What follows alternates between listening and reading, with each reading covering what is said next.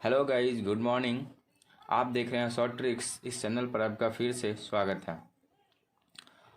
चलिए आज इस वीडियो के माध्यम से समझते हैं कि इस टाइप का क्वेश्चन किस तरह से बनेगा।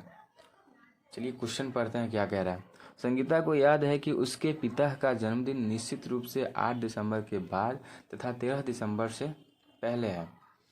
उसकी बहन नताशा को याद है कि उसके पिता का जन्मदिन निश्चित रूप से 9 दिसंबर के बाद तथा 14 दिसंबर से पहले है, तो उसके पिता का जन्मदिन दिसंबर के किस दिन को है। देखिए सबसे पहले क्वेश्चन देखेंगे। क्वेश्चन देख लिया, उसके बाद क्वेश्चन में दिया हुआ चीज़ लिखेंगे। संगीता को याद है कि मेरे पापा का जो जन्मदिन है वो कब है, 8 दिसंबर के बाद है। और कब से पहले है, 13 दिसंबर से पहले है। ठीक ना। अब इसकी बहन जो है नताशा को याद है कि 9 दिसंबर के बाद है और 14 दिसंबर के पहले है। मतलब दोनों, इसका जो बेटी है दोनों का कंफर्म नहीं है कि इसका जन्मदिन कब है मेरे पापा का। लेकिन इतना पता है कि 8 दिसंबर से 13 दिसंबर के बीच में है और 9 से 14। अब देखेंगे इसमें जो दिया रहेगा ना उसका बीच वाला लिखेंगे। तो 8 के बाद कर रहा है तो 8 के बाद 9 हो जाएगा, 10 हो जाएगा, 11 हो जाएगा और 12 हो जाएगा। 13 के पहले तक आ गया। अब 9 से 14 के बीच में कर रहा था। 9 से 14 में 10 हो जाएगा, 11 हो जाएगा, 12 हो जाएगा, 13 होगा। इतना होगा। अब देखिए इस टाइप का क्वेश्चन आएगा तो जो दोनों में कॉमन होगा ना उसी दिन का आंसर होगा। इसे समझिए कि इसको संगीता को याद है कि मेरे पापा का जन्मदिन 8 से 13 के बीच में था और नताशा को याद है 9 से 14 के बीच में है।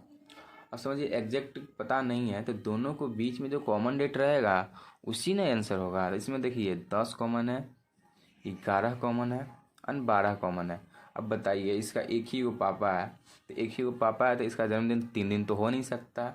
मतलब जानकारी अधूरी है। ठीक ना। अब देखिए नेक्स्ट क्वेश्चन किस तरह का रहेगा। प्रभात को याद है कि उसकी माँ का जन्मदिन, प्रभात को याद है कि मेरी जो माँ का जन्मदिन है वो 17 अप्रैल के बाद, लिख लेंगे 17 अप्रैल के बाद और 21 से पहले है। ठीक ना। अब देखिए जबकि उसकी बहन जो है, प्रभात का एक बहन है उर्मिला,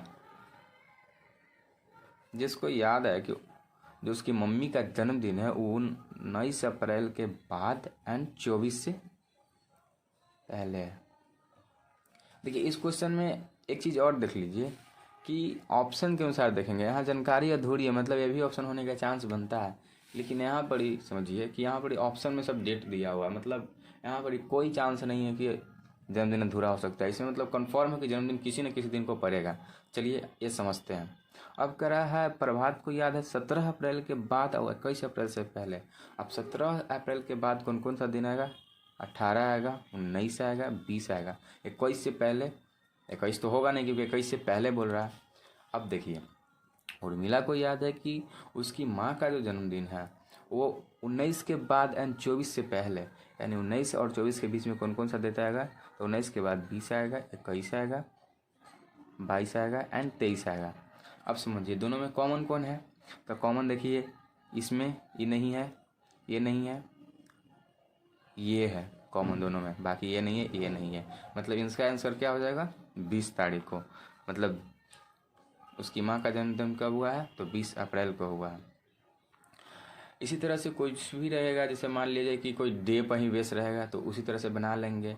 देखेंगे दोनों में कॉमन क्या है। मेन फंडा क्या है कि दोनों में कॉमन जो रहेगा ना वही हमारा आंसर हो जाएगा। उम्मीद करता हूँ बताया गया कॉन्सेप्ट आपको बहुत अच्छे से समझ में आया होगा। अगर समझ में आया है तो वीडियो को लाइक कीजिए एंड आपके दोस्तों के साथ शेयर कीजिए और मेरे चैनल को सब्सक्राइब कीजिए। Thank you for watching.